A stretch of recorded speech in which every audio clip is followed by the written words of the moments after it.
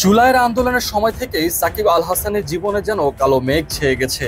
একের পর এক বিতর্ক এবং দেশের হয়ে খেলতে না পারার বেদনায় যেন নিস্তেজ হয়ে গেছেন তিনি। গত 9 মাসে সাকিব তার জীবনে অনেক চড়াই উতরাই দেখেছেন।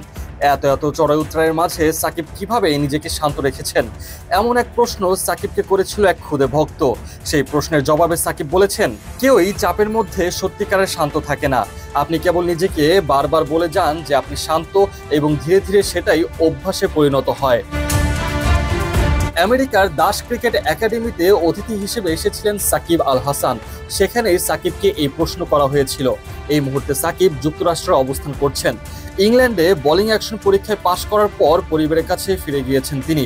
সেখানেই তার ব্যস্ত সময় পার হচ্ছে। এর মাঝে অবশ্য তিনি গিয়েছিলেন আমেরিকা দাস ক্রিকেট একাডেমিতে অতিথি হিসেবে।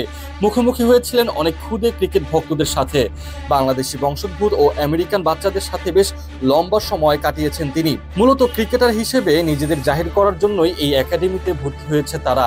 আর এই একাডেমিতে অনুশীলনের পাশাপাশি তাদের সুযোগ হলো সাকিব আল হাসানকে খুব কাছাকাছি থেকে দেখার, সাথে অনেক পরামর্শ নিয়েছে বিশ্বসেরা এই অলরাউন্ডারের কাছ থেকে। এই মুহূর্তে সাকিবের ব্যস্ততা তুলনামূলকভাবে কম। জিম্বাবুয়ে বাংলাদেশে আসছে টেস্ট খেলতে। সেখানে খেলার সম্ভাবনা একদমই নেই সাকিবের।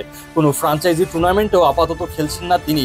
সাকিব এর আগে যখনই এমন খালি সময় পেতেন তখন বিজ্ঞাপনের কাজে ডুবে যেতেন। এখন সেই বিজ্ঞাপনগুলোও নেই।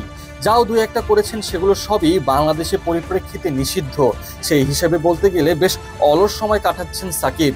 তাই তো এই অলস সময়টাকে কাজে লাগানোর জন্য খুদে ক্রিকেটারদের সাথে সময় কাটালেন তিনি। বাংলাদেশের জার্সি গায়ে সাকিবকে আর কখনো দেখা যাবে কিনা তা সন্দেহ।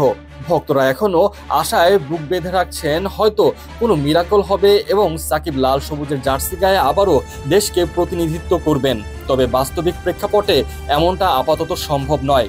কিন্তু নামটা যেহেতু সাকিব আল হাসান, তাই সম্ভাবনা উড়িয়ে দেওয়া যায় না।